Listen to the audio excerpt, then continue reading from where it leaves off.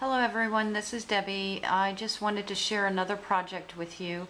This is a photo of my son and my first granddaughter Claire, and I love the photo and I wanted to scrap it on sort of a shabby chic background. So what I did is I took cardboard and I tore pieces out of it and cleaned out the corrugated portions, and then I dry brushed the background with a cream colored acrylic paint.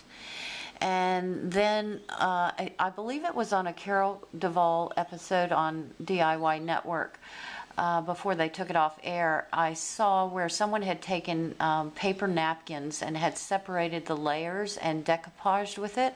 So I found some napkins that I loved and I decoupaged portions of that napkin to the background. And then I made these flowers I wanted in pale green and rose, and I didn't have anything that I thought would actually dye this organza. It was a white organza with a shimmer to it, but I wanted these colors, and my glimmer mist didn't seem to change it much, and so I soaked them in I had acrylic paint mixed with water, and I soaked the petals in it. This is actually tulle. I did the same thing to it. Came out a really pale pink, but it turned out really well. I was surprised. These are brads. That's a rhinestone, a bead, a rhinestone. These were made out of the basic George cricket cartridge, just the basic 5-petal shape, and then the basic star. And there were 4 layers, and I cupped the back of them with a stylus, and then I started shaping each layer a little more open than the last, and I had sprayed them with glimmer mist, and in the center I made it darker than the outer edges, and I thought they turned out really pretty. And I have guinea feathers and just some feathers I had on hand there. And then I love this dragonfly. I'll zoom in on the dragonfly. And what that was, I'll do a tutorial on it. It turned out really well.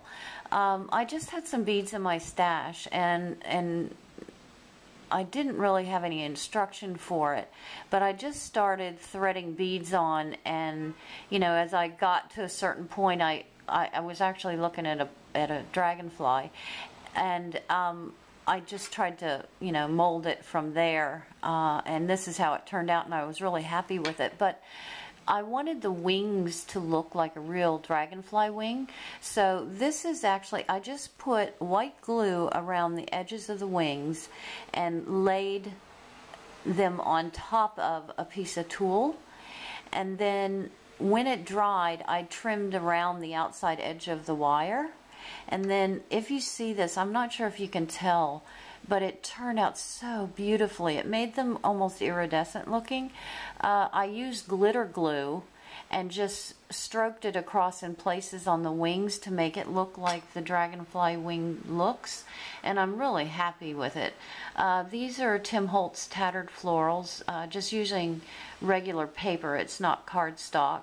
These are centers that I found at the local Bargain City.